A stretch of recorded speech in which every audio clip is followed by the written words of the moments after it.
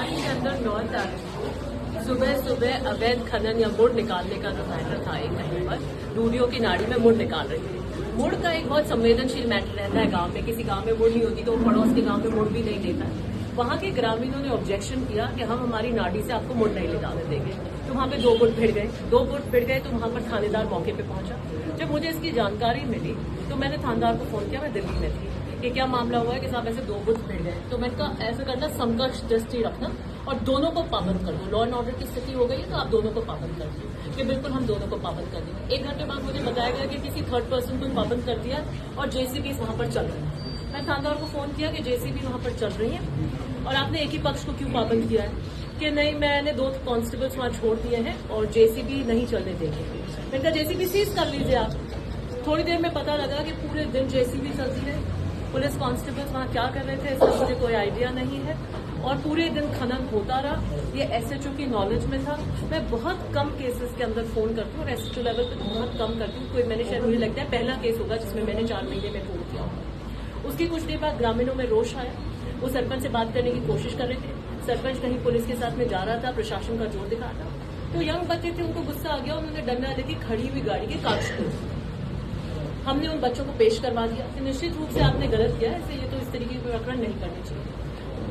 उस पक्ष की 4 एफआईआर दर्ज करते हैं एक मामले के अंदर। एक मामले में आप एक ही कर सकते हैं, रंगदारी, फिरौती, लूट जैसी धाराओं में लगाकर उनको बहुत कुख्यात अपराधी प्रेजेंट करके इस तरीके से किया और जो सामने वाला पक्ष था उसकी एक भी एफआईआर दर्ज नहीं की।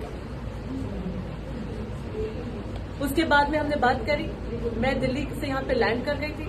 मुझे पता लगा और जैसे मैं घर पहुंची तो पब्लिक डोमेन के अंदर डिटेंशन की कस्टडी के एक बच्चे का वीडियो आ गया। मैं थानेदार को फोन लगाया कि पुलिस कस्टडी के अंदर आप किसी प्रकार का वीडियो नहीं बना सकते। क्या आप ये जानते हैं गिरफ्तार व्यक्तियों के अपने एक अधिकार होते हैं, राइट टू डिग्निटी होती है और दूसरी बात आप उसको कंपेल नहीं कर सकते अपने खिलाफ स्वीकार या कबूलनामा करने के लिए। तो उसने कहा कि मैं जानता हूं, मुझे एसपी ने निर्देश दिया है ये बनाने के लिए। मैंने उसके बाद पूछा कौन आया हुआ है, एडिशनल एसपी आया है। मैंने एडिशनल एसपी से बात करी। एडिशनल एसपी से मैंने पूछा आपको क्या नॉलेज है कि पुलिस डिटेंशन के अंदर वीडियो बन गया है और वीडियो बनाया गया यातनाओं देने के बाद में। वीडियो का कैमरा किसने पकड़ा? जब पुलिस कस्टडी के अंदर है तो पुलिस के अलावा तो उसको कोई बना नहीं सकता। कि मुझे पता नहीं है, मैं पता करता हूँ। उसके बाद मुझे जो वहां पर लोग थे ग्रामीण, वहां से पता लगा कि वहां नाई बुला लिया गया है सिर मुंडवाने के लिए। एसपी से संपर्क साधने की कोशिश करी, एसपी ने बात नहीं करी। मैंने आईजी से संपर्क साधा, उन्हें बताया और मैं धन्यवाद ज्ञापित करती हूँ आईजी की तीव्र कार्रवाई के कारण हम उस सिर मुंडन को रुकवा पाए। उन्होंने तुरंत बात करी और सिर मुंडन को रुकवाया, लेकिन तब तक दाढ़ी और मूंछ बनवा दी गई थी। मैं इस बात को पूरी तरीके से अब जोधपुर जिले में मुहिम की तरह चलाऊंगी कि कुख्यात अपराधी कोई आप पे अटैक करता है और पुलिस बचाव में उसके ऊपर कोई अटैक करती है, वो एक अलग बात है।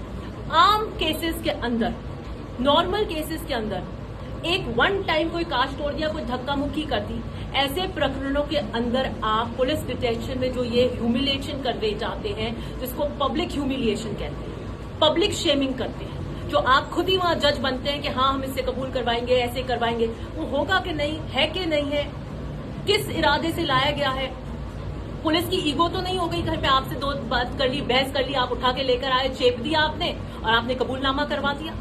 मैंने आईजी साहब से रिक्वेस्ट करी और बिल्कुल वो मेरे साथ इस बात को अग्री करते हैं और उन्होंने थाने के अंदर ये कह दिया मैसेजेस कर देंगे।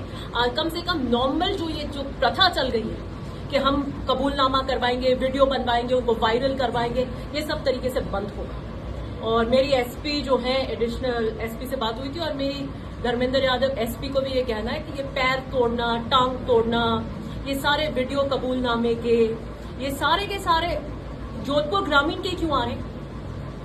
डीसीपी आपके कमिश्नरेट के तो नहीं आ रहे। इनसे पहले 2 एसपी थे, राहुल बराड़ और अनिल कयाल, तब तो नहीं आते थे।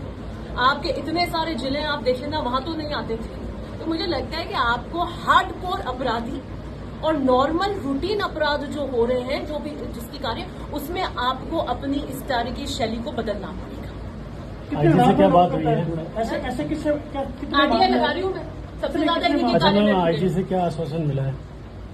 उन्होंने इंक्वायरी कराएंगे इस पूरे मैटर की और उन्होंने बिल्कुल आश्वस्त कर दिया और कैटेगोरिकली ये कह दिया कि इस तरीके के आम अपराधों के इस तरीके के पुलिस डिटेंशन के अंदर ये वीडियोस नहीं बनेंगे। Thank you.